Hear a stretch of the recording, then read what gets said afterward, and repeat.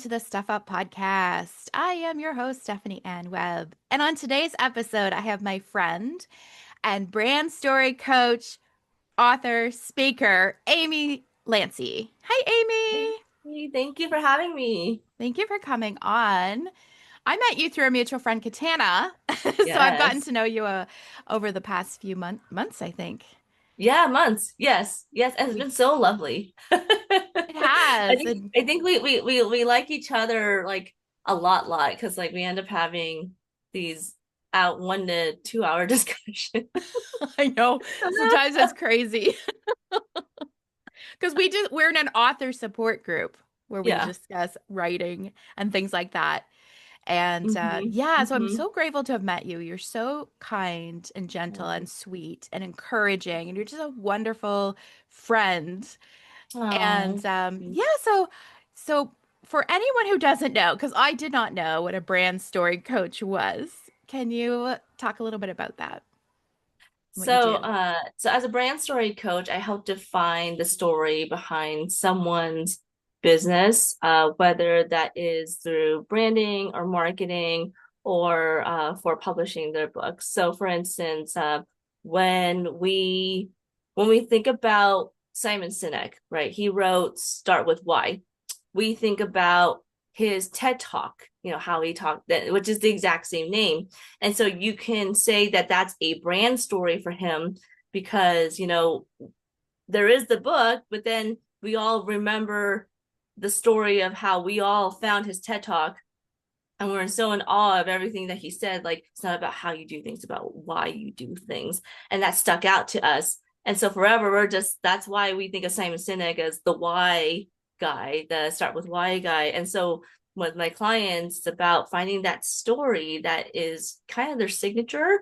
And like how can that story explain what a brand is, can be applied to the marketing, and like how can it be really showcased in a book so that way people like, oh, they're like, oh, that's what you're known for. That's what a brand story is. But just it's basically your brand, but in a nice, beautiful narrative that we're all gonna remember. Oh, so you help people get clear on what their Yes. brand is. Yes. Oh, yes, that is so helpful because I don't know about you, but for me, I've been in the entrepreneurial spaces for a few years and Mhm. all the webinars and master Yeah. classes, they kept, and some of them you have to introduce yourself, but they always Yes. said, you need to know your niche. You need to know. And I would Yes. get so stressed out, Amy, because Yes. Yeah. I don't know who am I? What am I doing? Because I'm still on this journey of figuring myself out. hmm And Absolutely. it was very like everyone saying you need to have a brand, you need to know what you're doing. hmm And I was thinking, wait, I'm not there yet. hmm hmm So when people come to you, they must they probably come well, they come to you because they're kind of confused. But what They're confused because they don't know what they're first they come to me because they don't know, either they don't know what their messaging is. They're like, I don't know what my marketing message is, or they're trying to tell their story and they're like, I don't know what my story is. Or they may think they know their story. They may actually have their story. They may not have their story. They think they have their story, but they're like, I don't know how to tell it. So it's either they like, I don't know what my message is, I don't know what my story is, or I don't know how to tell my story. It's one of those three things. okay. Yeah. Mm-hmm. Mm-hmm. Yeah. That's and in a world of there's so much you go online and you just see so much information coming at you. Oh yeah. It Mm-hmm. it can take you away from who you are as a person. So you're seeing what Mm-hmm. other people are doing. And Oh well, yeah. I sort of want to do that, but I sort of want to do this. Mm-hmm. And so it's Mm-hmm. helpful that you're able to guide somebody along and help them become who they're supposed to be and clarify that. That you got it. Yes. Yes, in my own way. Yes. It's funny. It's like when you think about what I do, it's very B2B sense, like business to business sense. But it really it impacts the business owner or the entrepreneur, on a self level. Um but it impacts their business as well. Um and when it's interesting that you talked about, how we're flooded with information, and it's hard to see ourselves through that. It when I hear that, and when I've experienced it myself, is a combination of shiny object syndrome mixed with comparisonitis, mixed with perfectionism. It's just that like we as human beings, we're complicated, and it's just it's really hard. And I think that when I've worked with my clients, and I think my record is helping someone find their brand story in 7 minutes. That was my Wow. record, and I think that once they're able to sit with me, and I can be that outside person that's like really listening for like just really listening to them to try to see like if I ask a question, if that opens the door to some kind of insight or something, like something comes flooding in. And then when they realize that, it's easier to understand what their story is, plus their message, plus their unique selling propositions and their competitive advantage. Basically, like how are they different from everyone else? Because it's really you touched on another really interesting point that I've had so many people come to me to be like, I want to stand up from the market, but I want to do what that person's doing over there. And I'm like, you guys not hear yourselves? I Uh, want to stand that's me, out. Amy. I want to do what that person over there is doing. That's me. Oh Whenever my God. somebody would ask me, "Well, what do you want?" I'm like, "Well, I like Simon Sinek and I like John Maxwell. I like, but I don't want to do, but sort of, but." And because you don't, yeah, if you don't know, you're just like, I like what they're doing, I but mean, it's okay to like what they're doing. It's just that, like, if you're hiring someone to be like, I want you to help me figure out how I'm different, but I want to do just what those other people are doing. Like, okay, well, replicate, but be different. Gotcha. Yeah. yeah, but I understand, like, I like Simon Sinek. I love Brene Brown. Like, I'm somewhere in between those two. And we all are unique. Even if we try to emulate somebody, it's not going to be the same. It's like this makes me a little out left field. Uh, the other day I was reminded that there are people who clone their dogs that have passed away. Oh, And so even though I know, like I said, it seems left field, but like even though they clone their dogs with the idea of like they're kind of bringing their dog back from the dead, that dog's not the same dog. It's the same gonna be a dog. It's the same DNA, looks the same, probably acts the same, but will have a different experiences that will help to mold the dog. So no matter what that clone dog does, it's gonna be a different dog than the original dog. So it's kind of like when we're trying to be like the other people, even if we're trying to be like them, we're still gonna be us. We're gonna have our own flavor to it. So we will never truly be, no one's actually truly gonna be a clone of anyone else. I hope that right. makes sense. It does. Okay, good. Uh, well, that reminds me actually. So there's John Maxwell is the number one leadership expert in the world. And I Mm-hmm. joined the John Maxwell team in 2016 to learn about coaching and how to speak and all those different things. And I attended a conference in Florida in Mm-hmm. 2016. And it was we were in this room with all these different people, all these different tables, and there was one exercise that they had us do. And they said, write down all the qualities that you have that you can think of. And Mm-hmm. then they said, okay, stand up if you have this, stand up if you have that. And there was always people who had like, there'd be like 30 with maybe two or three of the same, but there was nobody else in the room who had all the same things that you had. Right. Mm-mm. And that Nope. was the first time that I ever realized. I mean, I knew, but I think deep down I got it that I'm unique and you're unique. And that's why Mm-hmm. there's room for all of us. Oh yeah. Mm-hmm. Because and I still get caught up in this, and this is where I do detract at times and go, oh, the comparison trap, because Mm-hmm. I'm not like them. Mm. But then I realized, no, you're not them. They're them, and you're you. Mm-hmm. And it doesn't take away from that person who I am, and who they are doesn't take away from me. We seem to forget that in this world of competitiveness at Mm. times. Mm-hmm. Mm-hmm. And Oh yeah. it's wonderful to remind ourselves and others of that when we kind of start to feel less than. I know there are some people that in the past I could have had as clients, but then they had hired someone else, and I could tell that they were not necessarily ready for that someone else yet. Like for instance, like I met someone who already hired a marketing person when they didn't know what their messaging was, and this was a marketing strategist, someone who could maybe help with the messaging, but they just want to get right to the strategy, right to the execution of things. Um, and I could tell that this person who could have been my client was really confused. And I kind of wished that I had met this person before they had hired the other person, not in a competitive sense of, oh, I'm better than the other person. I just felt like the other person was better for later down the road. And then I could have been the next person to help them get more clarity on other things. So it's like, so I say that as an example of, I don't look at life as a competition. I just think that like there are some people that even if we're doing the same thing, we work better with different people, or we're better for different people at different times of their lives, at different times of our lives. So I think it's just a matter of like who is a good fit. Yes, Mhm, mhm, mhm. that's So uh so that's a yeah, great way I of think looking at it. that's yeah. So so we're all unique. We're all unique. We all have different experiences. We all have we can have shared experiences. We can have similar things that happen to us, or we can have even different things that have happened to us. But we have like we can be empathetic and have other experiences that kind of mirror what the other have experienced.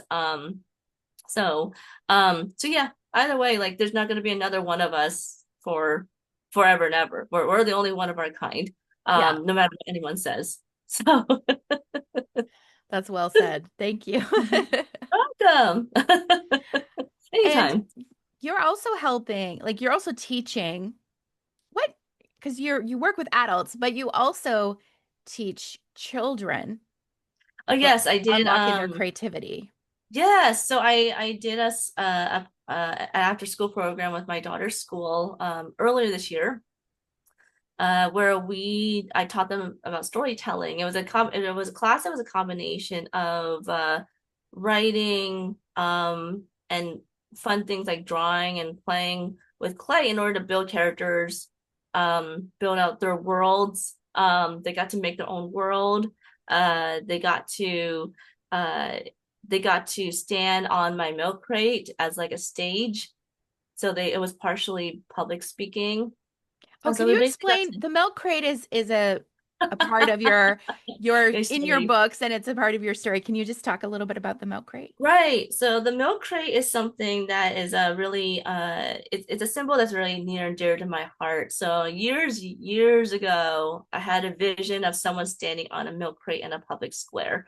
And in this vision, this person was speaking about whatever was on their heart, and the people that were drawn to them were naturally circling around them, and the people that were not so interested just kept walking. And that vision just showed me that my mission is to help people be heard. And also, the milk crate, a lot of people say I'm on my soapbox, but the milk crate's a little different. The soapbox is more like, hey, let me like vent about this. The milk crate is more like your own little mini stage that you don't have to prove yourself for.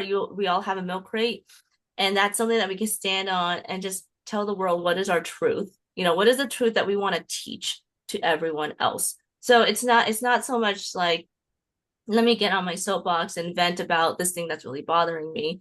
It's like, let me get on my milk crate to talk about something that I don't think anyone else is noticing that we all need. It's something really important that um I need people to know. I need people to remember me by somehow. So like that's what a milk crate is. And the reason why Steph, you were mentioning the milk crates in my stories, because in my latest book, which is my first fictional novel, there is a golden milk crate in the book, and it takes the main character Autumn, who is based on my daughter, who with the same name. It takes Autumn from our world to this magical world called Untold Storyland. And my business is called Untold Story Enterprises. So the milk crate, it's a really important symbol for allowing your voice to be heard, like the really enlightened higher self part of you to spread your message across the world. That's what the milk crate is. And so when I taught that class at my daughter's school, I brought in my milk crate that I had spray painted gold, and I had the kids share their stories on the as they stepped on the milk crate sometimes. And these were like first, second, and fourth graders. For some reason, we didn't have any third graders, but we skipped to fourth. But yeah, that was really cool. That was really cool. It taught me a lot about, well, one, after school kids are really hungry, so you gotta have snacks. But two, also just like you gotta make it fun, because like these kids have been in school all day, and so you can't just be like, here are the components of a story. It's like, no, okay, we're gonna break it one thing at a time. We're gonna have a fun activity for every single one. That's why it was like we had clay, we had drawings. The whole point was for them to like build their own world. One of them had something called a cloud world, where all the animals who normally fly in our world don't fly, and all the animals that don't fly in our world do fly in this world. It was so cute. Oh, Oh my neat. gosh.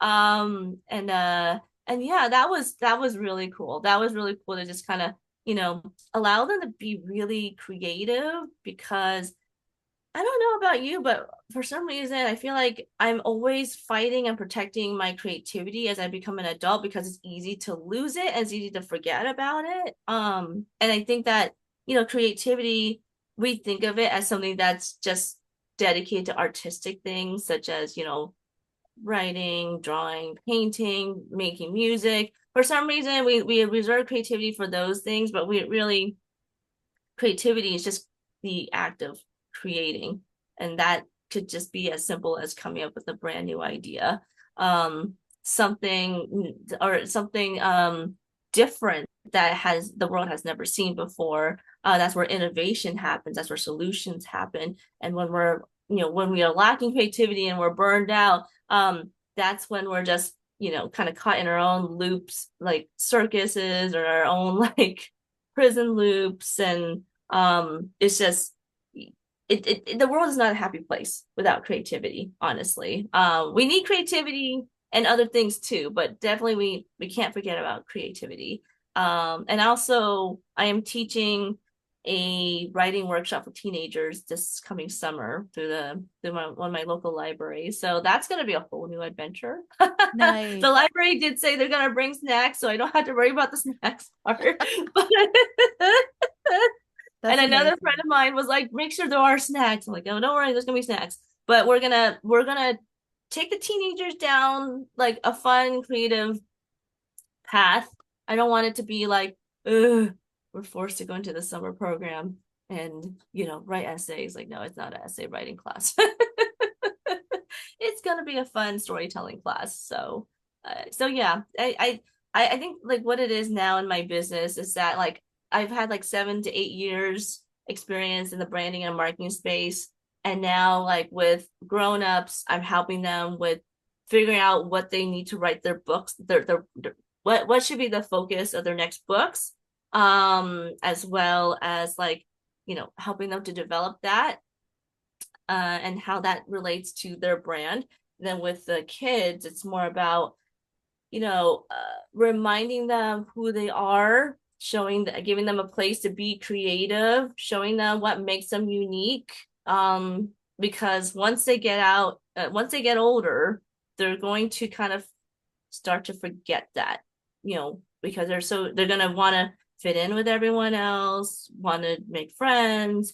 They're gonna maybe obligation, expectations from home.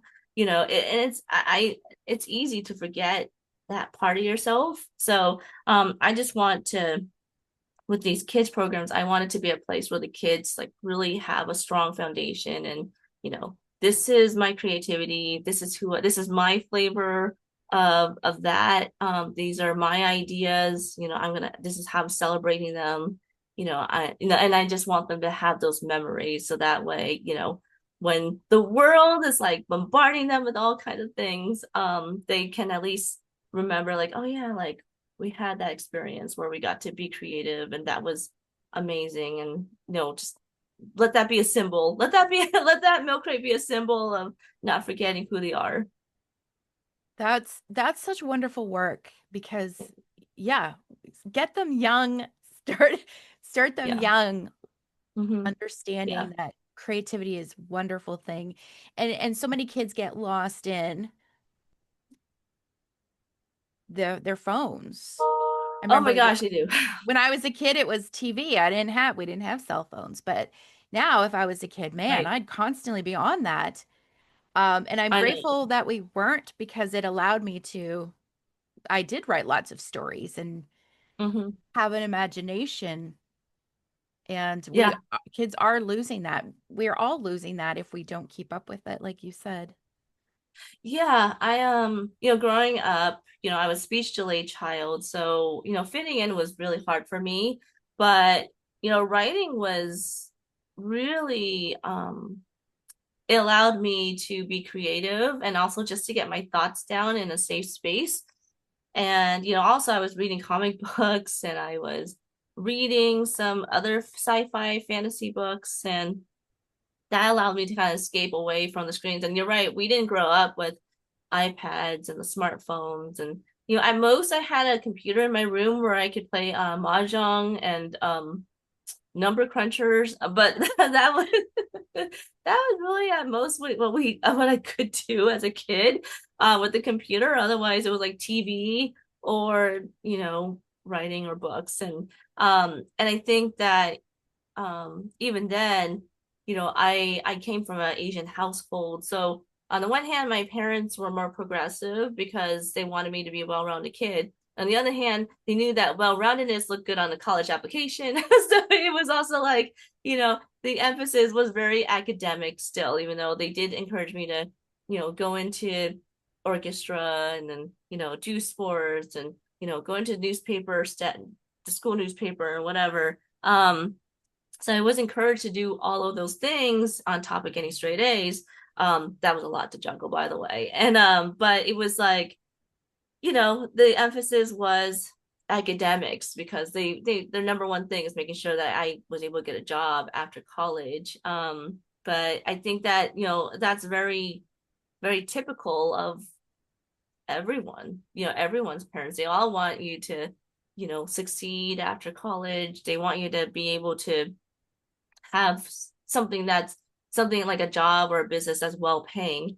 So I understand where my parents were coming from, but it's also like when you're under pressure to perform in school or at work, for everyone around you.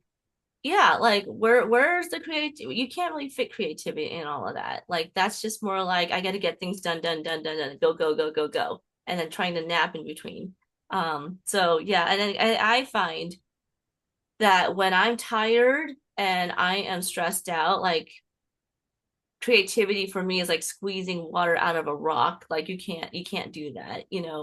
And so it's like the last thing I want to do when I am super busy is like sit down and write in one of my books, right? Like that's the last thing I want to do. And yet at the same time, when I do it, I'm like, oh my gosh, like I missed this. You know, I wish I had made more time for it. So so all that to say is that I actually feel like creativity is a good gauge of whether or not we're taking good care of ourselves. And if we don't feel well enough to allow ourselves to be creative, then that's time to slow down and go take a nap, go take a walk, like it's just that like if we're not feeling creative, then there's something wrong. Yes, and you had mentioned as well before that when we're feeling low. And Hmm. I didn't really recognize this until more and more people were talking about it. Hmm. Uh, you need to go and do something enjoyable, something that's creative, whatever Yes. that Yeah. is for you. And I've Hmm. noticed that, Amy, when I'm not doing any writing, any podcasting, any whatever, and I'm just like, maybe I'm learning a lot, or I'm just Hmm. kind of watching TV or not doing anything. I Yeah. can really spiral into depression. That was like 40 Mm-hmm. years of Yeah. my life was depression. And so then I realized I'm not being creative. And I do Yeah. something and then it lifts me up. It's like Yes. this I don't know how to explain it, but it's just you feel lighter. because you're getting, Yes. and I think it's like it's all this energy within us that's like, come on, you got to get this out. What are you doing? Yeah, no, I absolutely think you're right. There's like all this energy that's like all pent up. And so because we're not expressing it, it's wearing us down. So then we're like get feeling tired, we're dragging, we're feeling depressed, because we're not, it's just kind of festering in there. But once we let it out, it's like, "Ah, that's what I needed." So so yeah.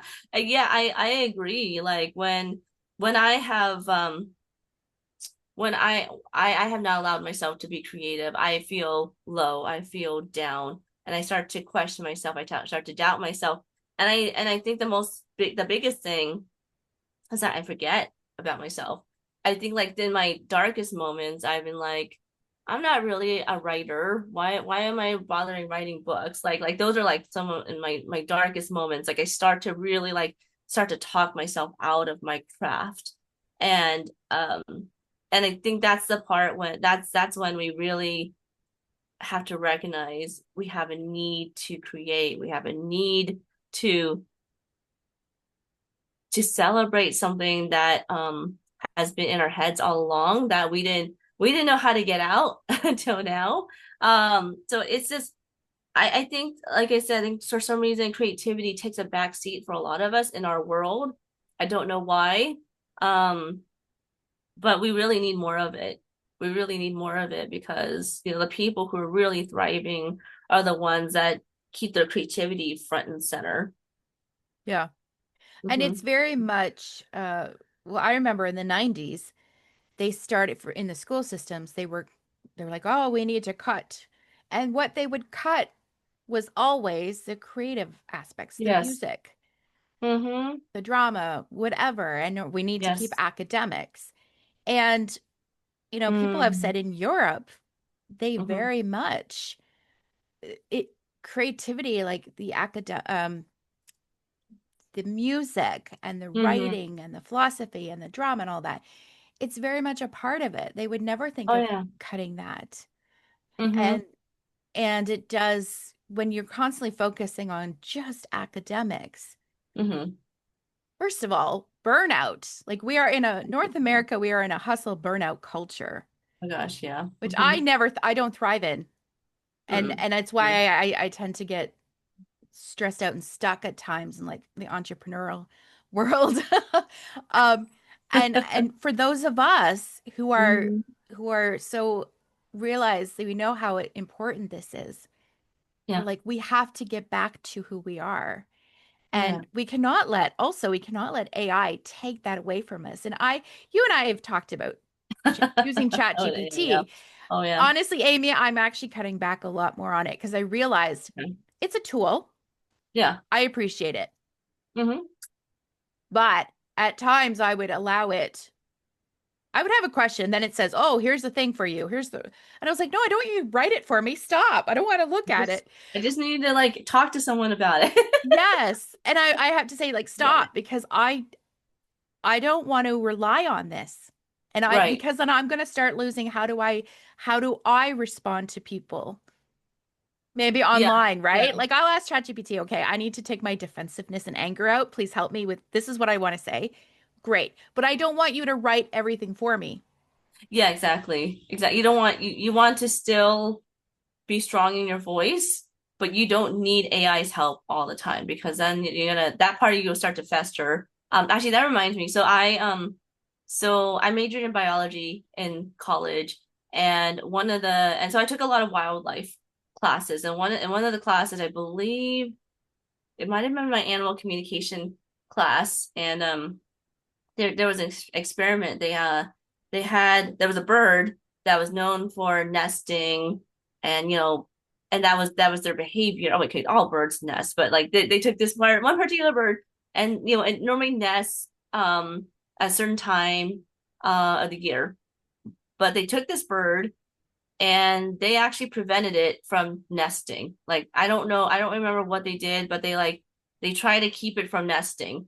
And eventually it just stopped nesting. And then eventually the they euthanized the bird, unfortunately. But they looked at the brain and the part that normally where the nesting behavior sits in the brain was actually like rotting away. Like it was Oh, because they did not allow the bird to nest. And so when we don't allow ourselves to behave the way that we need to, those certain parts of the brain can, kind of they're not used. They're not used, and they get. Well, I don't know if they necessarily will fester in our brain, fester away, but I just know that from that one experiment, it sounds like when we don't allow ourselves to use all parts of our brain, it's just not used, and then it gets it's not exercised, and that to me that means like it just is a sign of neglect. yeah. Or it's Hmm. really, really hard to get back. Yes, yeah. It's Hmm. like it's Yeah. it's gone down to being a little pea instead of an watermelon or something. Exactly. Exactly. So we're using Yeah. ChatGPT for everything, then we're not really using that part of ourselves that, we use for writing or crafting communication of any kind, whether it's like a one-to-one message or something on a landing page. So yeah, I think it's it. I agree. Like I use AI just to give me a rough draft of something to make it faster, but I try to make sure like it's just only a tool. I know how to write. And so I can do this. It's fine. That's why like I think for I I have three books. There's only one book I used AI to help me write faster. That's the email communication Bible. And even then, I told it like these are my main points. These are my ideas. Now please just fill those in so I don't have to, write whole paragraphs. I could just like edit them afterwards. So that there's only one book that I got help for that for, and even then, like I said, they were my unique ideas still. Otherwise, my first book was nothing with AI, and then my third book, which is the first of my children's series, the Untold Storyland books. I'm making a huge intention that none of it will be AI except for the cover. The cover my husband generated with AI. So I don't mind the graphics. Oh, also the graphics inside too, were AI. But the text, none of the texts ever touched AI. Um, so so yeah, I'm making the conscious decision especially with my children's novels to just leave AI out of it. Let it be 100% Amy. Even if it's like, even if we find some grammar mistakes, even if we find all these things, even if we go through the copy editor and there's still like little itty bitty things. I know Katana, our friend Katana was like, Amy, I even found like little mistakes still in your book. I'm like, okay, I can. I can't. Like me and my Oh, copy editor went through it, but it's okay. oh, well, there's authors getting in trouble, like Amazon authors, because apparently Mm. halfway through their books it says it was ChatGPT saying, "Do you want to use this or this?" And it was they had left it in the book. And so people are leaving bad reviews saying this whole thing. And some of the authors are saying Oh no. we used it to help us, it didn't write it for us. But who knows anymore, honestly. I know. There needs to be better regulation. But I will say, so a No. few or maybe a month ago, I was on a live podcast and we had to Hmm. deliver a 7-minute keynote. Hmm. And she's like, and I don't when I'm asked what's your topic and give like 3 bullet points, Yeah. Amy, I go blank. I'm like, That was okay. I think all of us do that. All of us do yeah. that because we're like, I don't like the yeah, bullet points. I'm like, you know what? no. I usually start with a story because when something is relatable to me, I'm like, here's something that happened in my life Hmm. or something I saw in a movie or something. Yeah. How does that relate to life? Like, I just love Hmm. using that. Hmm. And I had to have it done like within 2 days or something. So I was like, oh my God, what am I going to do? So I asked ChatGPT and then it gave me 3 points and then it started giving me examples. And Mm. I tried to use it, but then I thought, no, that's not me. And I had Hmm. to rewrite. I actually probably did more work rewriting and undoing that than if I Yeah. had just written it myself. Right. But I mean, it was helpful because it kind of gave me like putting things together for me Hmm. sometimes with my brain. I'm like, I don't know. I need you to organize this for me. Yeah. But yes, I had to bring it back to me. Because if Yeah. I'm speaking, I'm going to sound like Mhm. a robot Yeah, if it's not from me. exactly. Yep. And Hmm. but I have done that a few times where I need something quick, and I realize it's actually harder for me to edit all that stuff than to just do it in the first place. I know. Sometimes, like, if it gets to the point where you're telling ChatGPT like 5 to 7 times, like, do it again, and then it's like, oh, I could have just did this like Then I on get my own. overwhelmed because it's giving me like all these different, or I'm looking for a title and then it gives me five, or here's five more, or do you want softer? Do you want, and I'm like, I don't know. That's too much. But there was something that you also said when you're talking about the milk crate. Hmm. You were saying, um, for our voice to be heard. Hmm. And that is so impactful. Hmm. Thank I you. grew up not thinking I had a voice. Like I grew up very authoritarian and other people Mm. would speak for me, or I would say, "What do you think?" I don't know. And I would have all these people telling Yeah. me what their ideas were, and I'd be Hmm. so confused and overwhelmed. So it wasn't until my 40s I realized, wait, I have a voice and it matters. Hmm. So when you said that, it really spoke to me. Yeah. And it's Mhm. true because there's place for all of us at the table and all voices need to be heard. And Yeah. especially in the climate right now, um, people are trying to squash Right. the voices that need to Hmm. be heard the most, which is marginalized people Right. most of the time. Hmm. Yes. Yeah, I So, agree. I agree. I think to squash someone's voice is to take or maintain control. And I think that, we think about ourselves as children, regardless of whatever our upbringing is, and that, the people who are raising us, whether that's our parents, our grandparents, our community, our churches, they're all, wanting to protect us, but sometimes when we're not healed, when we are coming from a place of wanting a fear, wanting to control, like that protection can mean, don't do this, don't do that. You only listen to me, don't talk back, like it's like it's I think people knowingly and unknowingly squash other people's voices for the sake of control. And unfortunately, like that lives with us since, from the time we're kids to the time we're adults. And that it's so hard to unravel that.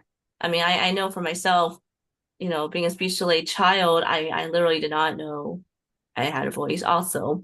And to kind of claim that as I went on with life was a whole journey. And I think the thing is, I kind of realized maybe a couple of years ago, I was thinking like how like me, you, other people I've known, we've all had to do this unlearning process when we became adults. But the epiphany that came to me is, what if children didn't have to do the unlearning process? What if the unlearning process was not something that had to be done because for some reason we all kind of accepted that we have to all unlearn. I think that occurred to me when my daughter was younger. Like what if we raised her in such a way where she's so strong in herself that maybe she doesn't necessarily need to go through the unlearning process, or at least do a smaller version of that when she's older. So, wow. so that went on in my head a few years ago. Because yeah, like I said, like some people are like, yeah, it's just part of life. We learn things and we unlearn things. It's like, what if we don't have to unlearn things? What if we don't? Is that always necessary? So yeah, I think just that when it comes to our generation, we definitely have to do some unlearning and learning at the same time. With the younger generation, there's still time to, do things differently such that, they can have their voice, they can be creative, they can be themselves. They don't have to compromise on that as much depending on what happens in life. And they could just, they don't have to do as much like who am I? Not like us. I feel like we've had to go through so many identity crises every generation. And it's like, hey, for once, what would it be like to have a generation that did not have an identity crisis? Like, I don't Yeah. know. We'll see. Well, when we're 15, 16 years old in Hmm. high school, and they're like, okay, well, you better what courses are you going to take in grade 11 and 12? Because Hmm. you need to know what you're going to do for your career for the rest of your life. Oh gosh, yeah. Uh, I'm Hmm. 45 and I'm just figuring this out now. Hmm. I did Yeah. not know when I was 15 or 16, and I remember going, I guess I'm not going to university because I'm not smart enough because I don't know yet, Oh, right? yeah, And yeah, yeah. like Hmm. and there's I think it's maybe the rare kid at age 4 who knows what they want to be and then they go and be it. Um, for a lot of us, like we have dreams, but then we're like, I don't know if that's really me. I think a lot of Hmm. us, more so than not, maybe, have had Oh different yeah. careers.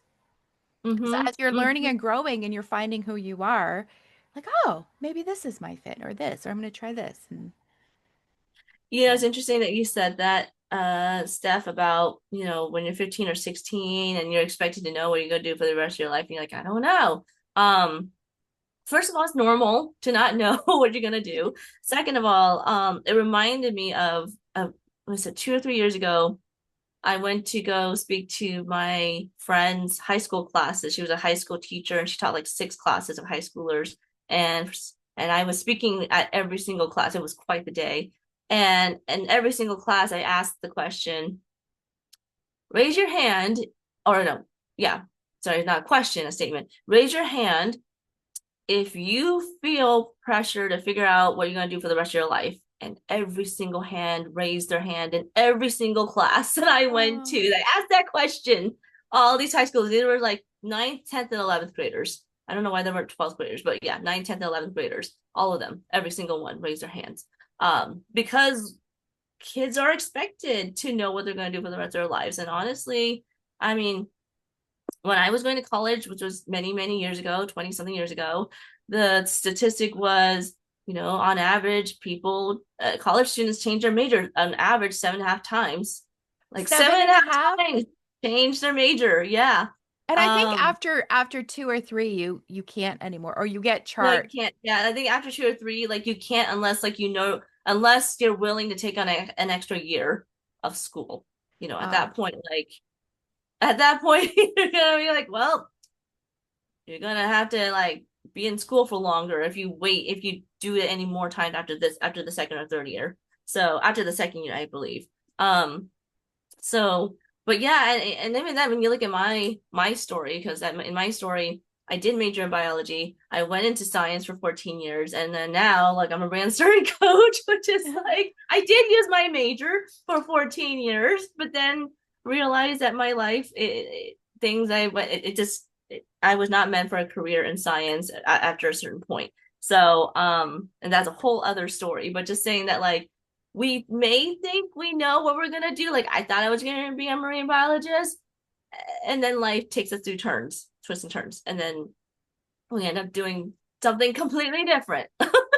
and that's part of the process and And the it's part of the journey and process. the growth and taking things Yeah. along the way. Like I've been to 3 different post-secondary schools and I only graduated from one. Hmm. Hmm.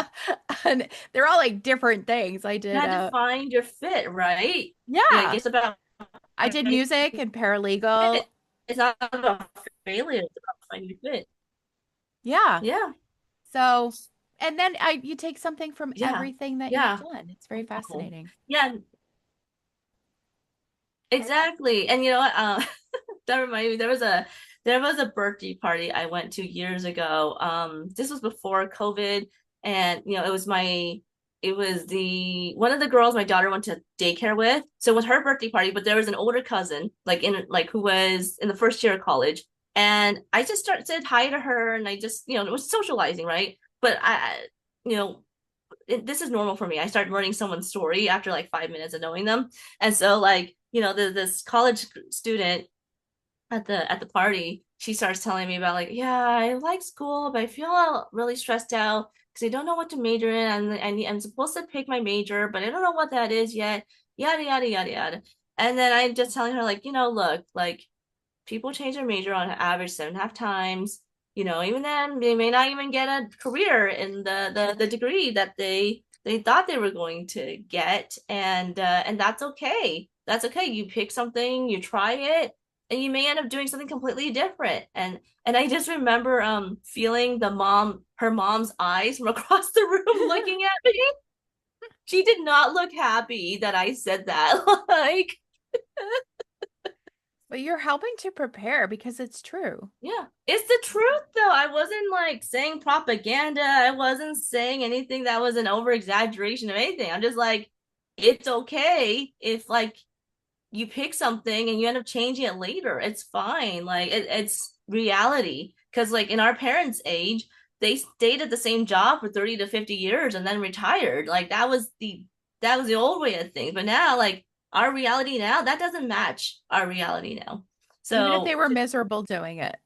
even if they were miserable doing it, When I exactly. worked at a law firm, I was Exactly. like 25 and I had such bad depression. I thought, I don't care if I live or die. Because I It's thought this was my stressful. life Mhm. until I retire at 65, which in those Right, days was the retiring age. And right. then I had a life coach and she goes, there's possibilities out there. You're because I was so stuck in I went to school for this, I have to finish it. Yeah, It was yeah. awful. I hated it. So Yeah, like but you went through it, you learned about it, and then you learned that you hated it, and then you moved on from it. I think that's actually more important than sticking with it and then using all like decades of your life to something that did not make you happy. yeah, So yeah, good for you, Steph. I there's know that like that must have been hard at the time. it what well I they let me my I worked for a lawyer who was part-time and then he retired Hmm. and they let me go. Uh-huh. And they're like, "Oh, we're so sorry." And I was so happy though. I was like, "Oh, thank God." I Oh, was good. happy. I'm like, "Give me Good. my like vacation thing and let me go." Um, Okay, so it was good. all for the best, but yeah. Yay. Okay, good. Good. I was hoping it wasn't like something where you're like, I need to take the leap. Which there will be times where you're gonna have to take the leap, but in this case, they took the leap for you, and they were like, "Well, we gotta let you go." And you're like, "Okay, all right. Well, I was Yeah. already thinking about this anyway, I wouldn't have so." done that on my own because I was too scared of Mhm. you'd have to have a secure job and you have to do this and this. So sometimes life will do that for you when it's time for a change if you're not able to do it yourself. It's interesting that yeah, after I left my full-time job, which was like in October 2020, I had my business for part-time for a few years and then I went full-time October 2020. But after I did that, I remember talking to one coworker, well, I guess at that time, former coworker. We had coffee after I left. And I remember she was like, she was like, I just need to hold on until I can collect my retirement. But she was unhappy. She was unhappy. And then I also remember telling my doctor when I went in for my annual exam, maybe like later that year. And this is a doctor who probably has seen all kinds of crazy things with people's bodies, right? And I remember telling her I took the leap, left my full-time job, and she's like, Amy, congratulations. I would never be able to do that ever. And I'm thinking like, you're a doctor who has seen all kinds of things, and yet to even think about leaving a job like was like the most terrifying thing to her. It's like, okay, okay. It's because like when we leave something that we're secure in, that's familiar, we're not gonna leave it. Or it would take an extreme amount of effort to leave. Yeah. So that's why I'm glad in your case it just happened. It Kind just of been my happened. story. It's been like life prompting me like, "Okay, Steph, this is not for you. We're gonna do this to you and this and this." And people are Right. like, "Oh, because I used to work at the bank and I was getting tendonitis because I Oh, was working a okay. call center and I just couldn't do it anymore. And then I quit because the insurance stopped covering for it. And my friends, my coworkers were like, "Oh, are you sure you're gonna lose this or this?" And I was thinking, I'm not sure, but thanks. But yes, it was the I would still be there being miserable because it was not my Right. fit and it was time to go. Mhm. So life did it for me. But anyways, can you That's show okay. us? We roll with the punches. We roll with the punches. And I think We like do. when we look at, things are done for us and not to us. I know it's easier to say that way in hindsight. Yes, Way it's easier in to see it hindsight. as later on, whereas in the Yeah. moment, you're like, that's why it's so important to see, like, you can grieve it, but then to Yeah. see there's Hmm. something good in this. There's something good. The universe wants the best for me. Yes, And that helps exactly. me so much. It's not to like harm me or all of this. It's like you're moving towards something else, and that's fine. Yes, exactly. Exactly. Yeah. And we can't see it now, but there's something better on the Yes. horizon.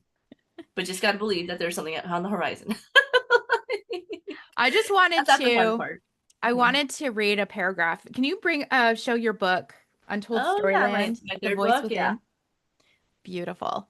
Thank So you. I read that and I Hmm. read it in an afternoon. I was surprised. Like she just kept going. Like, wow. Well, I was into it. And then, but it wasn't like 500-page book, right? It was No, no, no. That's a pretty for, short book. Yeah. and for what ages?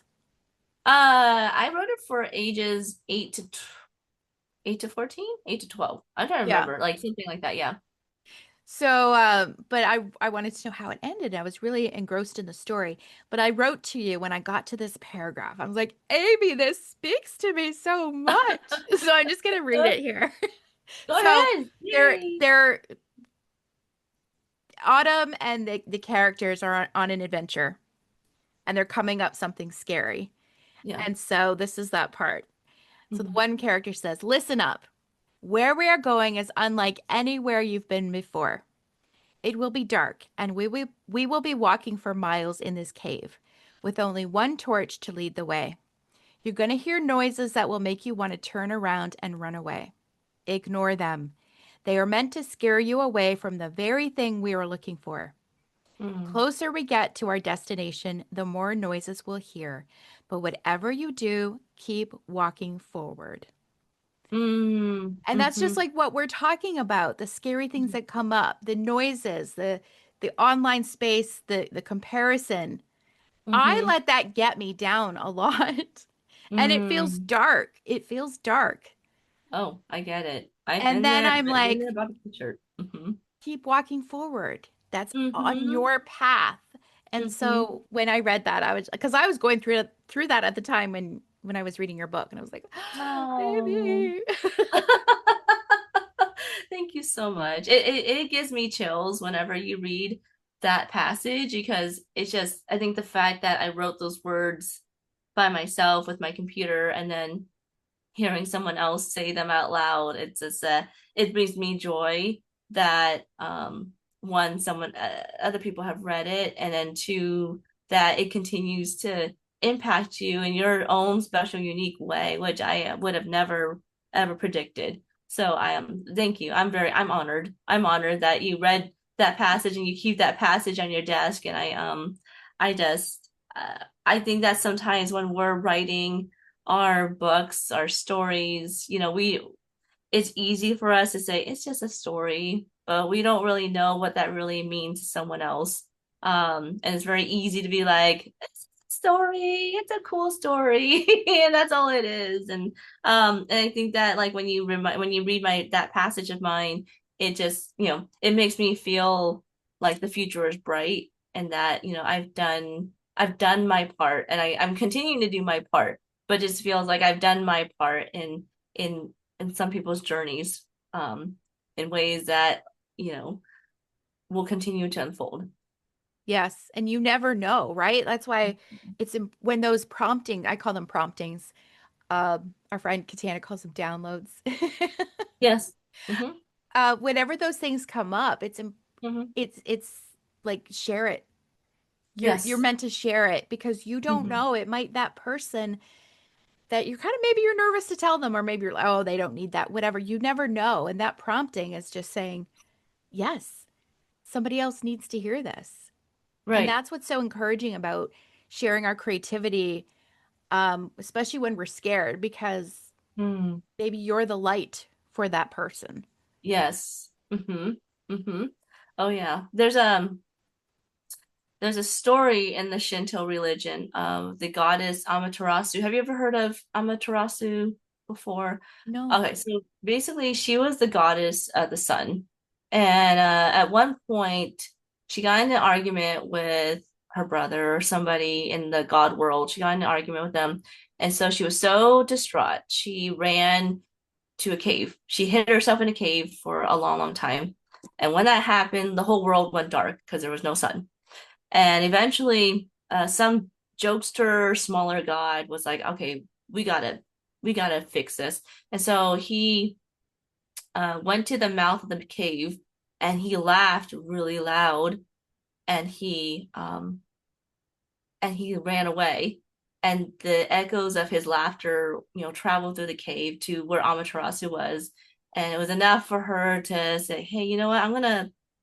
I don't know what that was, but I'm gonna see what that is." So she traveled to the mouth of the cave, and before her was the most beautiful woman that she had ever seen. So bright, so beautiful. She was just like she was just in awe. She couldn't say a word. And then she realized she was actually looking at a mirror, and that the woman that she was seeing was a reflection of herself.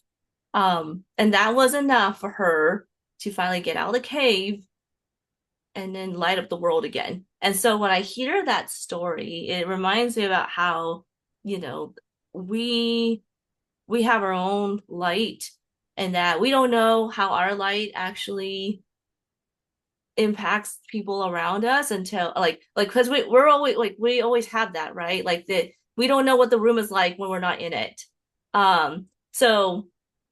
So then that like when Amaterasu saw herself in the mirror, like she finally saw herself. And I think that we don't see ourselves a lot.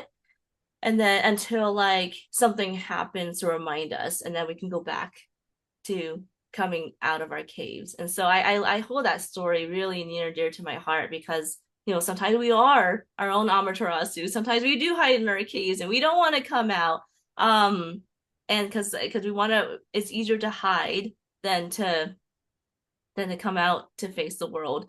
Um, and then when we're ready, though, then we're reminded of how we shine. So yeah, I think that sometimes we're in the cave, and sometimes we just need a reminder to come out. Thank you for sharing that. Actually, today, this morning, I'm literally going through that, wanting Mm. to hide and keep away and going, what good am I? And because I'm in that dark place. Um, Oh, yeah. and I know, like I know that's not real, like that's not true. It's just the feeling, and I know the feeling is not Hmm. the reality. I Hmm. didn't used to know that, but it's still sometimes it just feels so dark. Oh, yeah. Hmm. And Hmm. anyway, so I thank get you. that. That's very helpful. Oh, you're welcome. No, we've all. I don't think there's anyone in this world who has never been through darkness. If I ever meet someone that's like, I've never been through darkness before, I mean, like, you're lying. Either you're lying or you were just born today. Like, like most likely lying. Like, Yeah. all of us have been through that. I think that's like there's nothing to be ashamed about that. There's nothing to feel guilty about that. It's just reality. Reality is that we will have our lows and our darkness. I think that as long as we see the darkness as a resting place, a temporary resting place, that is then like we're able to come out in the sun. Oh man, Steph, like you're helping me to be motivated to finally publish the second book in the Untold Storyland series because it's Did, written, yay. it just hasn't been edited and published yet. So Well, I'm excited to read it. So, yes, please. I want to okay, know what I will definitely happens. let you know when that comes out next. Can you let us know? So, you also have written two other books. Can you show those to us as well and let Oh us know? yeah, okay. So my very first book was Listen Up, The Secret Languages of Intuitives, Creatives, and Analytical Thinkers. So this one, I'm part intuitive, part creative, and part analytical because I used to be in the science community, analytical, entrepreneurs, creative, and then intuitive, like a lot of the spiritual communities. And I realized that without even thinking about it, I was kind of a chameleon with how I spoke to people in different communities. Like, with the intuitives, I was speaking more like about what really mattered to me. With the creatives, it was more about like talking about the projects that really lit me up, my mission. And then with the analytical thinkers, I shared all those things, but I had to make sure to like point out the bullet points of like the nuts and bolts of things. Like, oh, like I've done these programs for like they're like 2 hours long and people got these points out of it, blah blah blah, and then prepare for like 20 different questions that are going to come my way. So so like I put a lot of that into this little book. So that way like it's a little power book in case like you're leaning more toward the creative side, but you're speaking to someone who's more analytical. It's like, okay, you can read this to be like, all right, let me just kind of get a better understanding of how an analytical thinker kind of approaches conversations. So that was this book, Listen Up.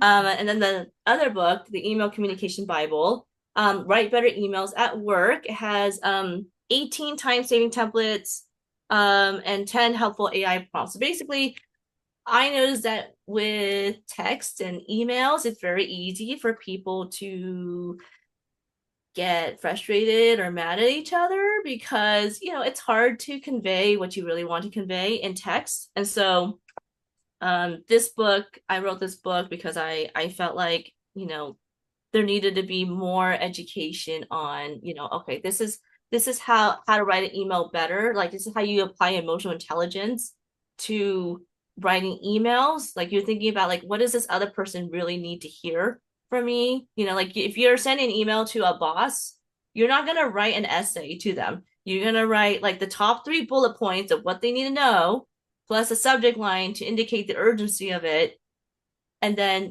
that's what you're going to send to them because bosses don't have time to read a gigantic email, and if they see that's a gigantic email they're not going to read it, so then you're all that time you spent on that really long email just went to waste. So that's what's one example of what's in this book. So yeah, the book talks about how to write better emails, plus it has those templates, such as what do you do when a client hasn't paid your invoice? How do you write an email to them? you can just Oh, yeah. you just copy and paste from this book and then just make it over before you send it to the client. So that's just one example of an email template that's in there. And then there's AI prompts in case you prefer to work with AI instead of the templates, which is fine. Everyone just has different preferences, but yeah, there's AI prompts in this too to help write Oh, better emails. So that's so that's awesome. Thank you. And actually, I did. This was the one I used AI for writing it, and not more from the standpoint of I have these 7 points. These are my 7 main points in this section. Now, please fill them in. And then I, obviously read over them to make sure that it sounded like me and did not repeat itself because AI likes to repeat itself. It's not a human. Nice. Awesome. Thank you. And I'll put everything in the show notes, all your information and the links. But you have a website.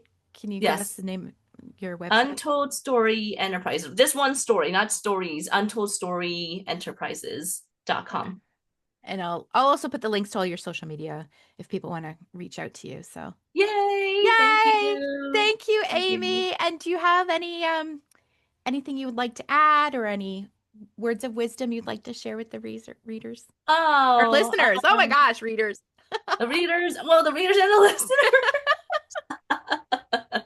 I'm starting to offer book outlining workshops. Where like at the end of the 90 minutes, the participants will have a completed chapter by chapter outline of their next book. So if you're interested in one of these future sessions, you can email me at amy@untoldstory.enterprises.com. So again, amy@untoldstory.enterprises.com. I acknowledge it's a really long URL or domain, but it's okay. Once you type it in, your computer's gonna remember. Yes. So Oh, that's wonderful. Thank you so much, Amy. Amy oh, thank Lanci, you. for joining me Thank here you so on the much. Stuff Up podcast. And thanks Yay. you guys for listening. Sending love to you all. Bye.